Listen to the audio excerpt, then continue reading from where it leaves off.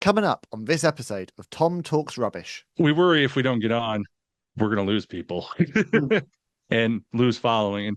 And there's some people that don't get that. But the thing I've learned and I have reminded myself of when I do feel like that is the ones that want to be there, they're there, they like you, and they're going to stick by you. If it's someone that's just passing by and or they're not really a fan or something, they're not going to be there. But your true blue fans will stay and stick around if you miss some time, and it's not the end of the world, is what I have to tell myself sometimes.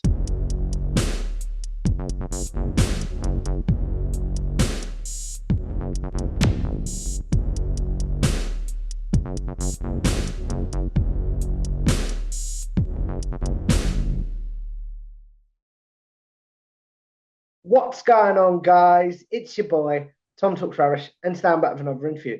This time I'm joined by probably one of the biggest up and coming streamers and in there today. I'm joined by the one and only Tyler Wrestles. So welcome to the show. Hey, thanks for having me. I'm happy to be on. So, I'm really excited to chat with you, my friend. If we take this back, where do you first discover wrestling as an overall fan? as an overall fan, where I kind of started, when I was young, I guess I just saw wrestling on TV. I mean, when I was probably, I don't even know, 6, 7, 8, 9 years old. I grew up on a farm, and in the US, in the farm back then, you basically had two or three channels. Mm. You didn't get a lot of TV, but we had antennas on our house, and you could pull stuff in sometimes. And every so often, if I you could actually adjust where the antenna was pointing, and you could pull in other signals. And I every so often I'd pull in a signal and we get a little bit of wrestling. But my grandma, who lived in town, had cable, Mm. and she had multiple channels. And so when I go in there, we go there sometimes for Sunday for lunch, and in the mornings the WWE had a program on. And then as I got a little bit older, that's when kind of the Nitro and the Attitude Era kicked off. And I would actually either go to her house on Monday nights, and I used to watch WCW, and I was a big NWO, Sting, all that going on. But then I'd also watch the Attitude Era. But anyways, I'd go to her house, or she would tape them for me, Mm. and I'd watch them the next day. And then it kind of kicked off from there. I eventually basically told I basically went to the DirecTV store and bought a dish and pretty much told my parents I'm going to put this on the house. What And was that's their kind reaction of to that? kind of where it all began. So What was their reaction to you being like, "Yeah, I bought this. I'm gonna put this on the house." my dad wasn't real thrilled, but then I told him, well, we'll get you a box too. You can put it in the living room. So uh yeah, I had a box in my bedroom, and then about a month later, I think I got my parents one to put downstairs. So they were okay after that. I'm fascinated to talk about the farming side for a second. How did growing up on a farm change your sort of perspective on life and things like that? Because there might be things that you um grow up with or not grow up with that other people didn't, if you know what I mean. yeah, because I mean, like for me, especially, like I didn't have friends around all the time. I basically, if I was going to play, luckily I grew up with a brother and two sisters. So if we were going to do stuff, we would do stuff out in we had a we had a pretty big backyard and what we call a grove here in the US, which is just tons of trees in the back Hmm. area. We go out there and play and build stuff and do lots of different things. And I mean, it definitely, probably my social skills were a little dampened by that because it was just always just me and them. And but the one nice thing was my mom did babysit some children, and they would come over and that would help. Um, but then also there's just, I mean, when I did get old enough, a lot of times I would help my dad doing farm work, different things. Definitely made me probably appreciate hard work more than anything else because I mean, doing things and busting your ass, sweating, getting hurt. I mean, and just lots of other kids would be sitting at home playing video games, and I did plenty of that. Don't worry. But I definitely got to go to work and do a lot more stuff young, and kind of realized if you want something, you got to work for it, and you can't just let it come to you because uh, pretty much everything I've ever done, especially like with the wrestling thing, I mean, it's work, and I enjoy it, but that's one reason it helps drive me. But yeah, it's definitely brought me a perspective on that, I would say. How did that, you talked about it a little bit there, but how did that perspective of hard work gets you stuff, for lack of a better phrase, help you as a creator? Um, I guess the one thing and another thing, I'm really bad at asking for help. And the hard work aspect, basically, if I wanted to learn something, I figured it out. I went online. I would watch a million Google YouTube videos. Read tons of stuff, and I just keep going because I knew if I kept going and didn't give up, and I didn't want to ask a lot of the big people that were already on here because I know everybody in the world is asking, like Santi and all those guys, and half the time, and people are starting to do that to me, and I'm like, I can't respond to everybody. I can't. I mean, it's just it gets overwhelming, and so I'm like, here's what I did. I went on this, I watched all this, I Googled all this. You can do it. You just have to work on it, fine tune your methods. And I mean, sometimes people will throw you a few bones here and there, but for the most part, you got to just keep going and doing it and you'll figure it out. Mm. What has been your sort of biggest aha, I figured it out moment as a creator? I think once I started streaming, because I really had no clue how to do streaming, reactions, any of that. Uh, I've always been pretty tech savvy for the most part, but this was like, okay, how do I do this? How do I do that? And then finally started some of my live streams. I start getting pretty good group. I got a pretty dedicated group of people now that come and watch with me every single week. And then some of my reactions was really just taking off and stuff. And then it's actually kind of opened the door and led to more and more stuff that I actually do non-live stream or reaction stuff that gets more and more exposure. So it's just the growth, I think, has been the big thing for me. Just seeing how it's really popped off. If you could have a conversation with that boy that was working on the farm doing like hard labor sort of thing as a kid, and you could say to him, "You're gonna grow up and watch wrestling as part of a hobby slash your job." So, what do you think he'd say to that? I honestly back then would have never thought so. Because being especially where I am at, I'm in the middle of Iowa, which is the middle of the Midwest, and I literally live like the biggest cities I live. I'm like halfway between Minneapolis and Des Moines for the U.S. people, or you might know that too. I'm literally in the middle of nowhere, and I feel like if I see people doing back then, especially, you basically had to be in like a big city or something to have access to it, all that. But now with the internet and just especially indie wrestling and lots of things going on all over and how easy it is to travel places now, I couldn't have never imagined that then, but now it's definitely capable and it's definitely a thing I love and enjoy doing. What do you think he'd say if you could speak to him? What do you think he'd say about your success? Um, I think he'd be proud of me, happy. Couldn't just I'm amazed I'm doing what I'm doing, Mm. honestly. Uh, I mean, I've never thought that I couldn't go do anything, but at the same time, it's just like I said, at that time, it wasn't in the realm of my thought process or where I was probably back then thinking, hey, I can do wrestling content for basically kind of a semi living slash type thing right now. So How did you get into wrestling content creation then? Because you talked about when the streaming took off and stuff. Was streaming sort of your first, I don't want to say try, but I know what I mean. Like, was streaming the first thing you did? actually, no. Honestly, TikTok kind of created all this. I was on TikTok for a year and I have another account which is kind of just my personal account and just messing around there doing all the fun stuff that everybody was doing back kind of when TikTok was really hitting it, lip syncs, just silly stuff like that.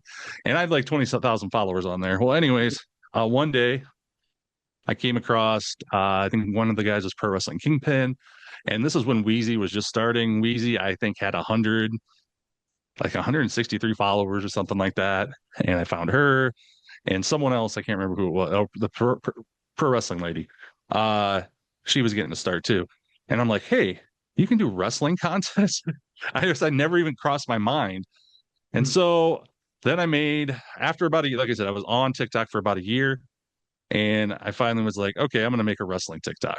So I started doing a wrestling TikTok, kind of did basically videos talking about the hot topics that were going on, doing I did some kind of funny skits and stuff with AEW and Tony Khan sometimes. Uh, just general, mainly talking about wrestling, doing other stuff, and just trying to keep up on what was going on in the moment and trying to post videos about it and stuff as fast as I could. And that kind of grew me. I mean, I was over before I started doing reactions and stuff. I was over 10,000. I was at like 11 or 12,000 followers. So, I mean, I did that for a good year, a little over a year, I would say, before I really got into live streaming and then reactions. So, Why was TikTok your place of choice, for lack of a better word? I don't know. I don't know why it happened that way. Um, Honestly, actually, one thing I should say Platform of before, choice. That was the word I was looking for. I do apologize. yeah, no. I don't know. I just feel like that was just the hot app at the time. And I mean, I actually before I got into the wrestling side of stuff, I kind of I was still kind of doing it part time, but I did a lot of reselling and thrifting and stuff like that. And I actually had a reselling Instagram where I had like 11,000 followers on. Um, and I'm like, I kind of quit doing that because of just different things with COVID and just just things changing in the market because everybody and anybody was trying to get in and just it wasn't what it was before then. Um, so then I'm like, I kind of want to do something, try to see if I can figure out a way to just kind of grow another following, have a community around me because I don't really have a lot of people that talk wrestling. My brother is a wrestling fan, but he lives 2.5 hours from me, and that's about it, really. Uh, so yeah, I kind of got into that, and then once I found out, hey, I can grow this and even monetize it a little bit, which it wasn't really my goal. Uh, but now that I can do that, I mean, why not? So I've been just kind of growing, and it's been a nice little side hustle, side income, whatever you want to say. So it You just yeah. And talked so TikTok kind of started that off, but I've expanded to pretty much everything now. What is the one platform? You talk about expanding to everything. What is the one platform? Maybe you don't have one, but what is the one platform that you're like, this is the platform I use for socials and like family socials or just socials in general? And you're like, no, guys, you'll never see content on this because this is for me. Honestly, there really isn't one right now. I didn't do anything on actually. The one thing that really surprises me is I started a Tyler Russell's Facebook page uh not long after I started, and I didn't post anything on there. And then then I finally linked it up so it could cross post my Instagram reels and all that on there. And I think one day I went on there and I had like 25,000 followers. I'm like, what the heck? Just from reposting those Instagram reels. And now I'm like, oh, I think I'm almost to 50K on there now. Was But this on Instagram? yeah, just it cross processes it from Instagram to Facebook, and it just goes to my page automatically. And now I post exclusive things on there every so often, but there really isn't. I still have my own private accounts. I mean, for like my Facebook and like I still have my Instagram and pretty much every social media, Instagram, TikTok, even I have a YouTube that technically I'd call personal, but I really don't use it very much. But I still have my personal accounts for all that. But I definitely have a Tyler Russell's page for on all the major social media platforms now. That's really, really cool, man. I'm curious to talk about Wheezy for a second because you spoke Mhm. about the fact you saw her when she had smaller followers and she's blown up, man. She is really Oh blown yeah. up. Oh yeah. Things like that. So, what is it that maybe you saw in her as a creator that people are responding to in her early days that they're responding to now, sort of thing? Mhm. For one thing, Wheezy, especially real early, as she was kind of learning the ropes and getting along. I mean, she was always a good time to watch and listen to and talk to about wrestling. She still is. But you could just tell she had a drive. I mean, just a drive in her to she wanted to be more than what she was, continue to grow and grow and grow. She would ask people for advice, which I said sometimes is not my forte. Mm. But you could just tell early on that she was going to make something of it. And I know she always says, like when CM Punk come back to the WWE, that was kind of her big breakout, and it Mm. really was. But I mean, she was constantly upgrading her stuff, and then she finally made the leap to basically basically she's full time. She still does her hair cutting things a couple days a week, I think.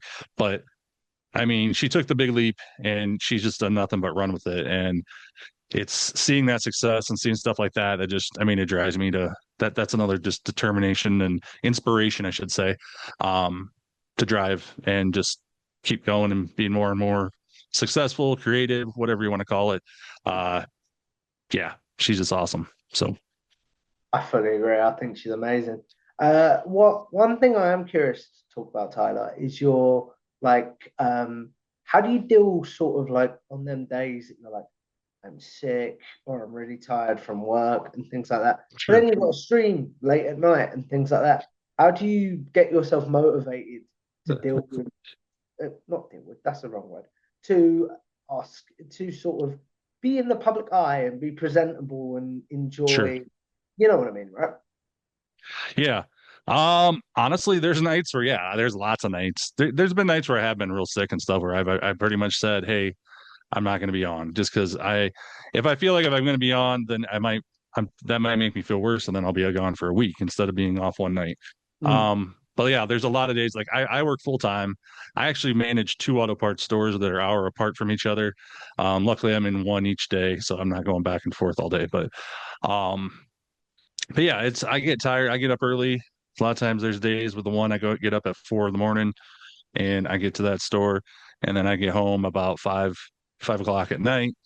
And yeah, there's nights where I'm just like, I'm tired. But the nice thing is when I am streaming and stuff, it's not like I'm sitting here. I'm enjoying what I'm doing, which helps keep me awake. I'm talking to people, which helps keep me awake, and I'm just Mm. having a good time.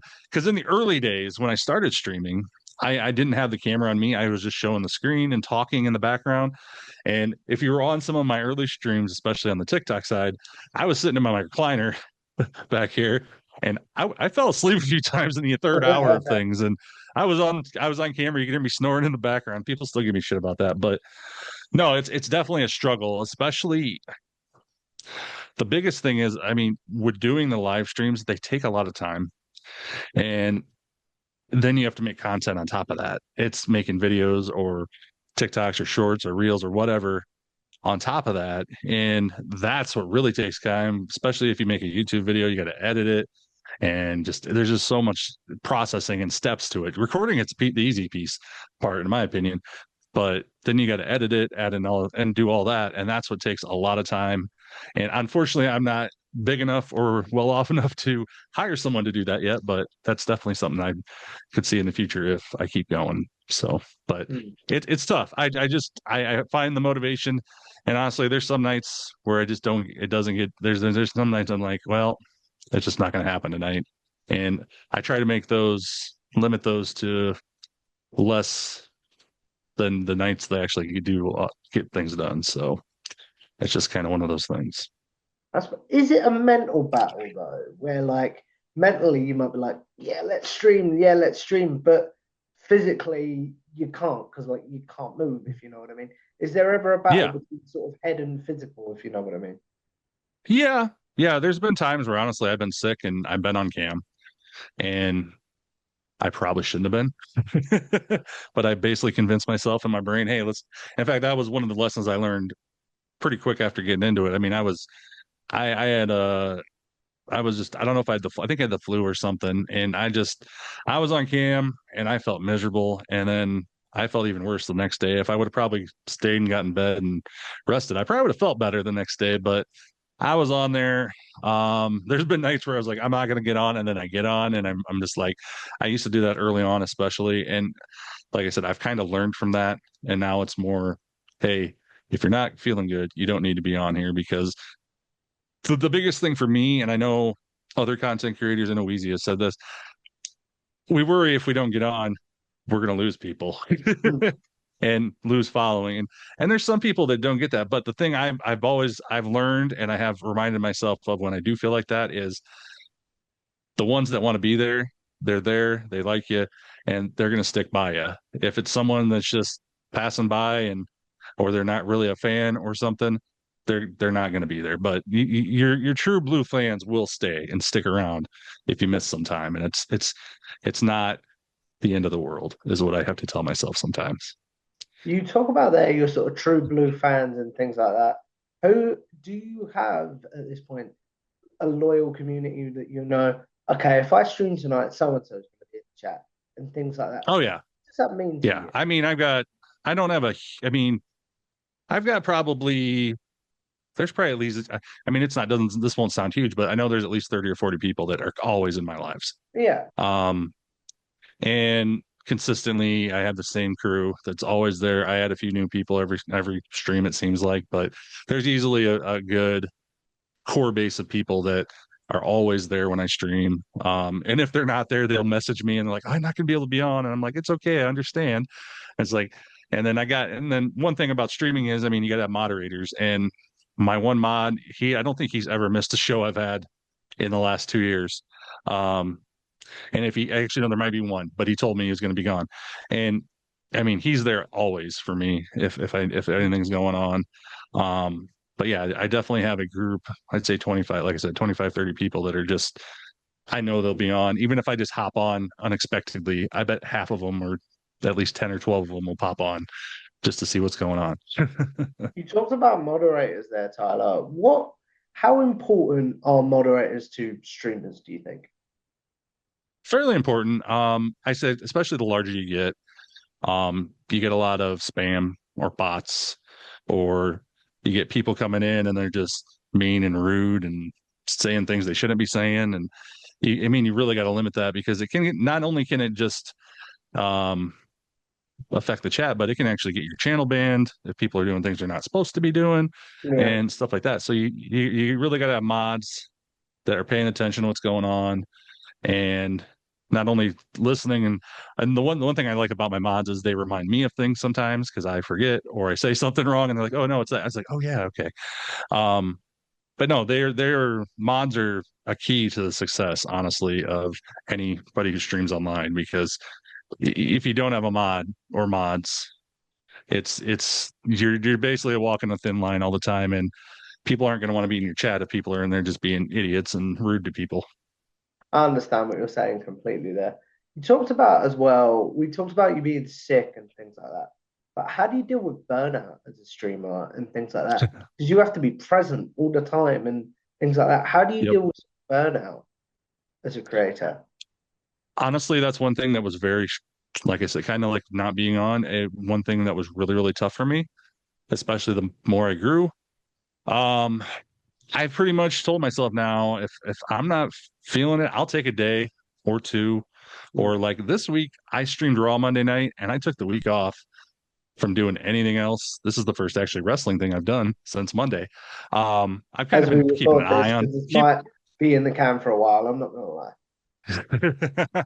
No, it's fine. I actually kind of I've been keeping an eye on stuff and looking at stuff and obviously just keeping up with stuff, but I haven't made any content or anything since Monday.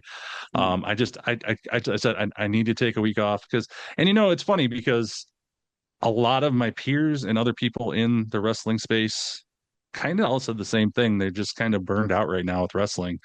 And I think we all kind of, and I don't know why that is, because I mean, there's just been, maybe it's just because there's been so much going on, but Mm, um, a lot of us, like I think Wheezy's taking a week off the end of July. Other people I know, like Con Man, he's another big one. He's getting married, so he's been taking some extra time yeah. off, and just focusing on your personal life, personal stuff. You got to do it, and if you don't, you will get burned out. I've had other social media or different things in the past where I've got burned out, and then I just don't want to do it ever again. So I know I can kind of recognize that. And when feel like I'm feeling like that, I have to take a day at least. Sometimes I take two, or I'll take the weekend off or something like that, just to say, hey, get kind of recharge my batteries, basically. Mm. You talk about the still keeping up with the wrestling though, Tyler. So how do you sort of turn that streamer reviewer brain off when you're watching or looking at wrestling, but you're not reacting to it online? it it's definitely tough, because yeah, there were a few times this week where I saw things happening and I'm like, oh, I should really make a video about that, or I should say something, or I don't know. I just pretty much I stopped myself. And I don't know how. I just basically mentally just was like, I'm not going to do it. And honestly, I would only look at it maybe once or twice a day. I jump on and just like on TikTok or Instagram once or twice a day and just look at a few things. I try to limit myself as much as possible to even getting on socials. Um, and just avoiding that. And because I know I can check on all that when I decide to start doing the stuff again. And honestly, I didn't know if I was going to do everything all week or not. But it just kind of led into that because we had 4th of July Friday here. So Yeah. it's kind of been a holiday weekend here for us. So that kind of helped because I had lots of other things going on personal life wise. So that helped kind of distract me because I was doing all that other stuff, which is good because I needed to do that. So What has been, because I know there's a running joke with Conman's community and things like that, that if he doesn't stream, something big happens, for lack of a better word. oh yeah. He says sort of, thank me later, like sort of thing, if something big happens. What has been, maybe you've taken some time off and you're like, oh man, I missed out on this moment, sort of thing, since you've been streaming? I'm trying to remember who it was. The biggest thing was someone showed up in NXT. I can't remember who it wasn't one of the last couple people, but it was someone before. Maybe it was the first time Joe Hendry popped up, I think. I did not stream that night. And then well, like last or for SmackDown, which I knew it was taped, but I didn't see anything, but I know Drew came back last night, and that was kind of a big thing. Weezy didn't stream either, and her and Drew are kind of at this weird thing going where she's got this thing about Drew. So that was kind of interesting too. But yeah, no, it always seems to happen. If you don't stream, something happens. And it's just weird. But yeah, I think it was Joe Hendry popped up the first time in NXT, I completely missed it and didn't see it. And there's been other things that before and since, but that's one of the big ones I remember. That's really, really cool. I'm curious to talk about this because it sounds like you stream everything, Tyler, but like, do you have any recreational wrestling that you're like, no, guys, I'm not going to stream this because this is what I use to remind myself as a wrestling fan? Because that was the biggest piece of advice Brian Zane gave me when I had him on the show. Sure. Which was just have a piece of wrestling that is wrestling you watch for fun. That's a good idea, actually. But I mean, mainly actually lately, I've really been only doing Raw, SmackDown, and then I actually took a break from NXT the last couple of weeks because I've had so much other stuff going on. But Raw and SmackDown have always been my staples. I have done AEW in the past, and I kind of haven't been doing lately. I've been doing that, just kind of watching on my own, and then only comment on something if I need to. But there's a lot of indie shows. One of my favorite indie promotions, Wrestling Revolver.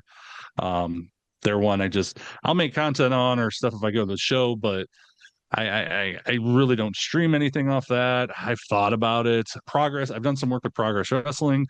And that's one I wasn't able to do the show last weekend. But honestly, there really isn't anything I haven't shared or done, but TNA probably is the one. And the funny thing is, I'd love to do TNA. The biggest problem with TNA is, for me, Thursday nights are always screwed up, and plus, then they pre-record some stuff, so some people just don't pay attention for pre-records. It's just, I don't know.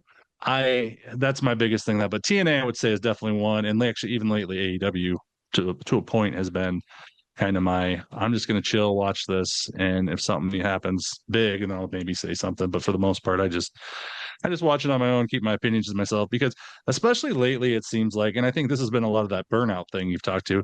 There's been so much toxicity among the internet community, the wrestling community online, over between AEW and WWE. I mean, there always has been that, but I think it's like at a tip top point right now, and I just kind of try to stay out of that. So that's why I kind of quit doing AEW and just enjoying it on my own lately. So I don't know how this question's going to land, so it might be edited out.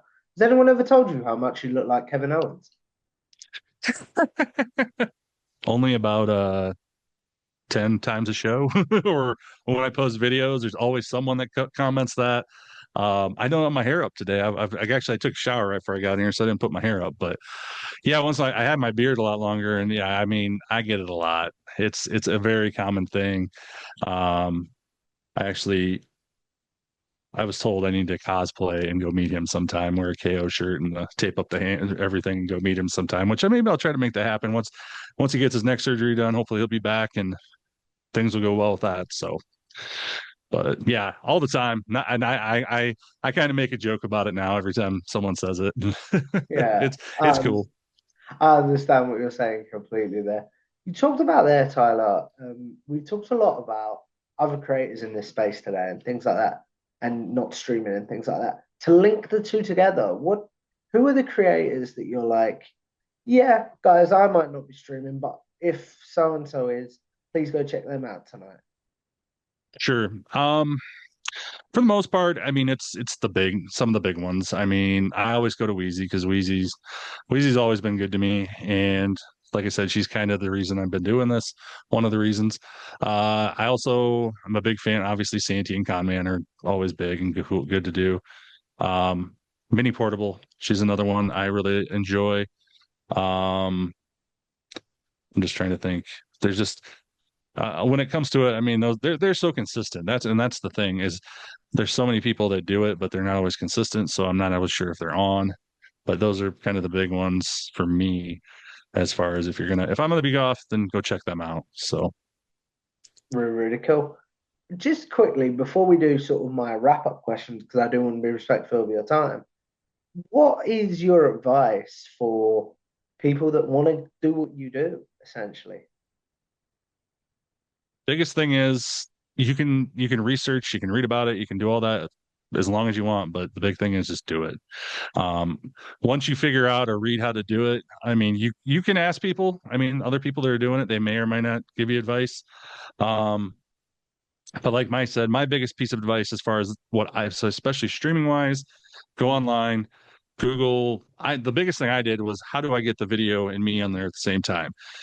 Just look up what I actually did was looking up Twitch streamers. How do you capture video game stuff and put it on the screen? And basically I just do that, but instead of doing the game, I capture my TV or my so that's this it's the exact same concept. If you watch lots of YouTube videos about that or streaming, how to stream on Twitch, how to stream on YouTube, that type of stuff, you will instantly figure that out.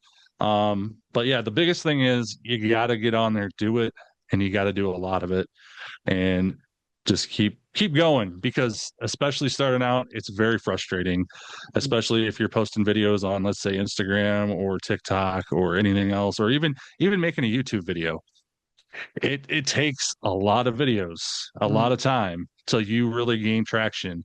And it could, I mean, I know people that are making YouTube videos and content and stuff for 3-4 years now or even longer, and they don't have the biggest following in the world. They have their core little people that love to watch them every week, and that's awesome. And that's what you really want. I mean, that's how you go building, but they're not getting that breakthrough success that some people get, and that it's definitely frustrating when you're creating content. But if you just keep going, I truly believe eventually someone will see you, recognize you, and you suddenly one day just blow up a little bit more. And but yeah, the biggest thing is being persistent and just going and creating as much as you can. And like I said, eventually something will gain a toehold, and you can achieve what you want to achieve in this space because not everybody wants to be the giant streamer, content creator, that type of person. They just like making stuff for themselves and make stuff for their friends, and that's awesome. And I got a couple friends that do that too, and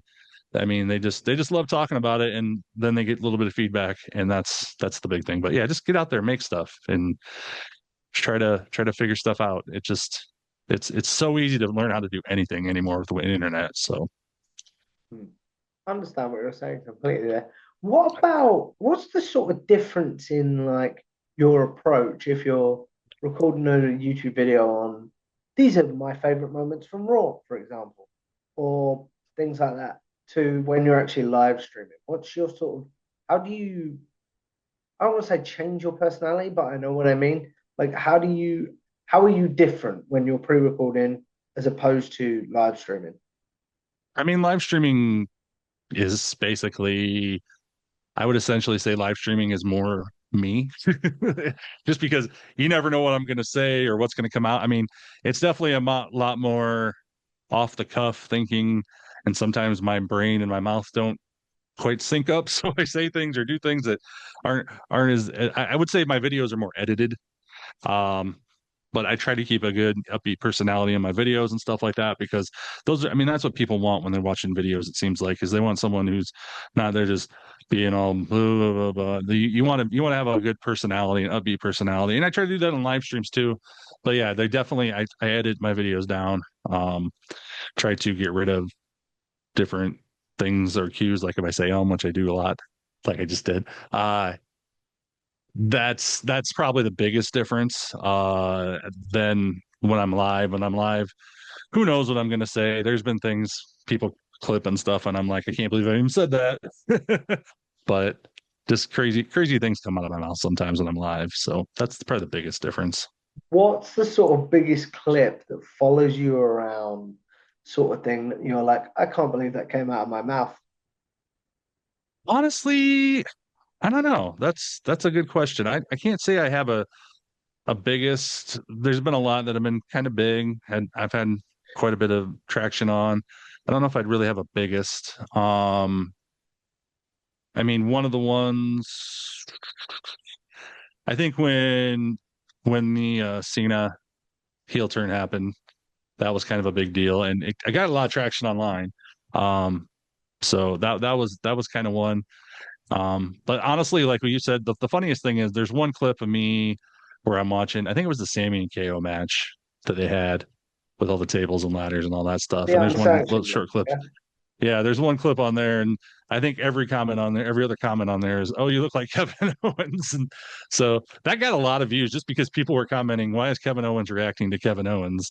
and stuff like that. And but yeah, like I think it was that chair spot where he drove his head through the chair in the ring there. That I mean, I was like, holy, that was crazy for me. And yeah, that one's definitely one of my bigger clips ever. So I mean, I think it was around 1 million views or in that area. So That's really, really cool.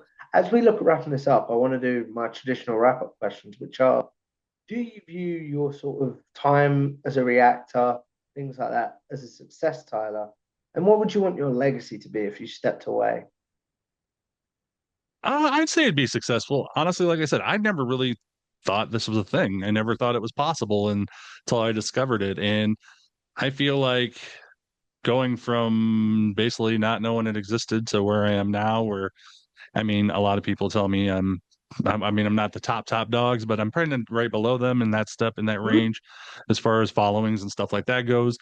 I'm pretty happy and excited about that. I mean, just I guess the big thing is legacy wise, what you were saying.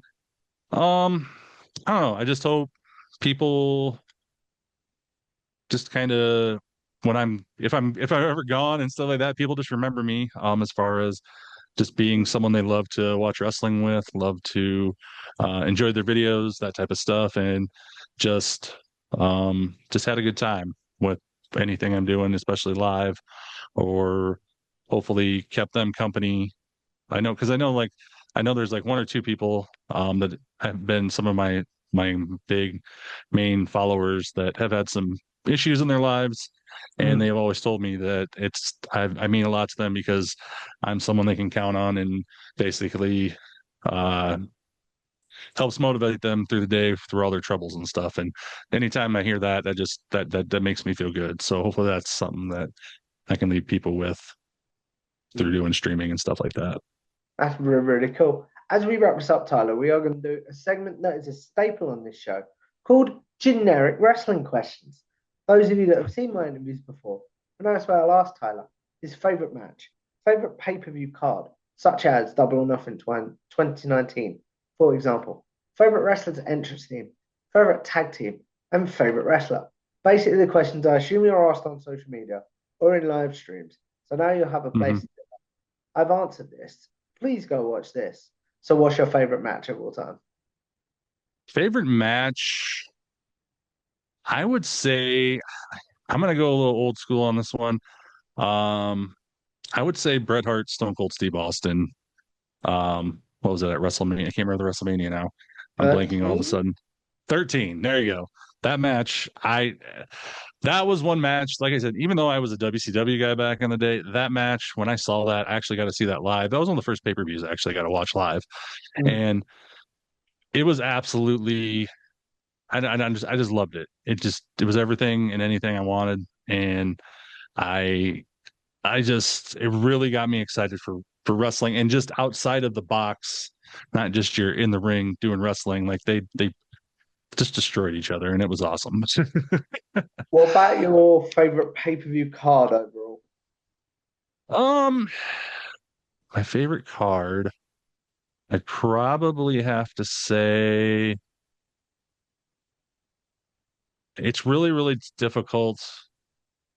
That's a tough question, but one thing I always go back to, I mean, WrestleMania 17 is one of my favorite shows of all time.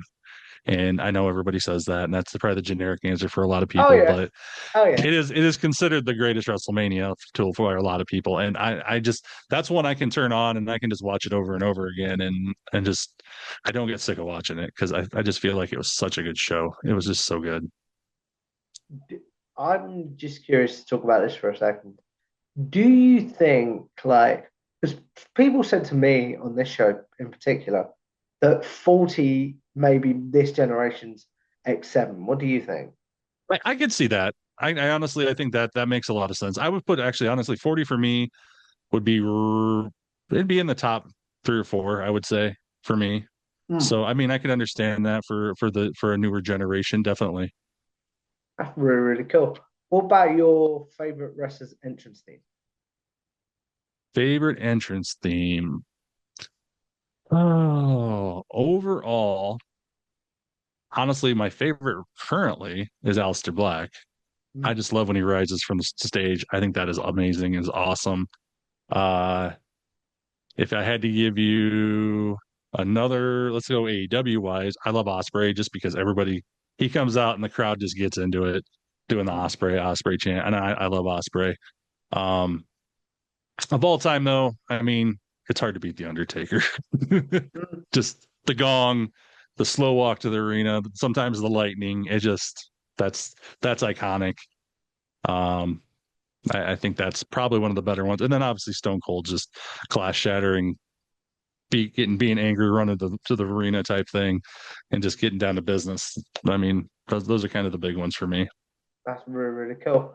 With Alistair Black, are you a Chair Creek guy or nah? What was that? Do you remember? Like, I always have to explain this. I should explain it beforehand. But do you remember when he first came up to the main roster the first time? They decided to add that freak in when his chair was right. Oh yeah, that's right. I forgot about that.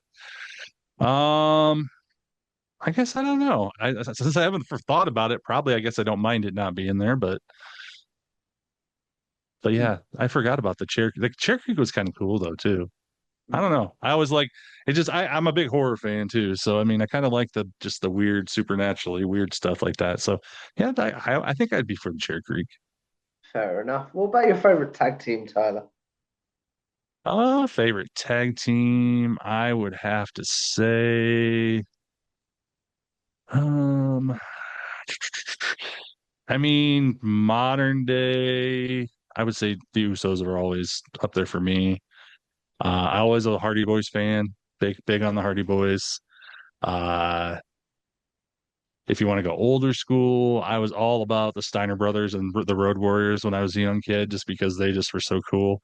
And especially the Road Warriors with their big spiky pads and stuff like that, or the Legion of Doom, either which one, depending where they were. Uh, Yeah. but yeah, those are definitely some of my favorites. Hall and Nash, the Outsiders, they were just so damn cool. So especially when I was in middle school, early high school age, that's kind of dating me, but they were just badass back then. That's what made you love the NWO, and all these people like the heel faction. So That's really, really cool. We talked about your favorite tag teams there, but the biggest generic question, in my opinion, Tyler, who's your favorite overall wrestler of all time? my favorite overall wrestler of all time, this has been my guy forever. Sting. I'm a Sting guy. I love Sting. I love Surfer Sting back in the day. Then when he became the Crow thing, and then just everything he's done, even Joker's thing in TNA, honestly, I think is severely underrated. And a lot of people didn't see that. But if you go back, especially with him and Angle, some of their work together, honestly, the best of both their careers, in my opinion. And then he just he got such a sore deal in WWE, getting hurt and all that, and then plus having to lose to the WWE guys. It wasn't great. And then obviously he came back and we got the AEW run. So Sting's always been my guy. He's always been my favorite. Do you think the AEW run sort of let him go out on a highlight, if you know what I mean? Like, I'm trying to think of the right word. It's been a long day. I'm not gonna lie. You know what I mean? Like, yeah, no, I think it capped his career off perfectly. Honestly, he did a lot of stuff. Honestly, I didn't expect him to do. I mean, a lot of his stuff was tag matches and stuff like that, but I mean, the guy was 60 some years old, so you got to expect that. But I mean, he was jumping off things that no one ever thought he would jump off because of his neck. Especially after that first cinematic match, I'm like, okay, hey, I would have been happy if we would have had that first cinematic match and that would have been it. Just seeing Sting again. But the fact that he kept going, had all those matches, and just was doing some of the stuff he was doing that you never thought you would see him do again. I absolutely loved it. And then just to cap it up, honestly, with the Bucks and Darby, and then his sons being involved, and even Ric Flair being involved in that final match, I thought it was just a perfect ending to his career. I honestly don't think it could have been any better at this point in time than what they did for that final match. That's really, really cool. And then finally, Tyler, the way I wrap this show up is I believe as YouTubers, podcasters, even just people with social media, we're all sort of going to live forever in a very, very strange way, if you think about it. What is one piece of content you're like, please remember me for that? Then what is one that you're like, no, guys, I'm good. You can forget about that one. One Piece. Oh boy, that's a tough one for me. I don't know if I necessarily have that One Piece yet. If I'm not quite to that point, I think I still have that maybe in my future. I would say some of my early stuff probably you could skip. I guess because I was doing lots of things on here that I didn't know what I was doing. I was just mainly just trying it, seeing how it worked, and learning from my experiences. But yeah, I don't know if I really have that one big piece yet. You could say is my legacy lever for a piece of content that might live forever. But hopefully I'll be making that. So that's kind of what I'm thinking. That's really, really cool and a very sort of optimistic and beautiful way to end this, if I'm honest. But before we do, Tyler, please promote yourself. Where can the good people find you, your work, etc.? I'm Tyler Russels. I stream Monday or Night Raw, SmackDown, sometimes NXT. Obviously Mondays, Fridays, and sometimes Tuesdays. You can find me on Twitch, YouTube, Instagram, Facebook, TikTok, X, all under Tyler Russels. Or to make it real simple for everybody, if you go to tylerrussels.com, I have all my social media links on there and everything you need to know and where to find me all on tylerrussels.com. So yeah, that's pretty much it. It's well worth doing, guys. One of the hardest working people in this space, but one of the nicest as well. So if you guys like this, make sure you like, share, and subscribe to Tom Talks Rubbish on YouTube. Follow me on Twitter or X at Tom Talks Rubbish, and I will see you in the next one. Goodbye now. Thanks for watching this Tom Talks Rubbish conversation. Before you go, please make sure you leave a like on the video, share it around, and subscribe to Tom Talks Rubbish on YouTube, as well as follow Tom Talks Rubbish on Twitter/X.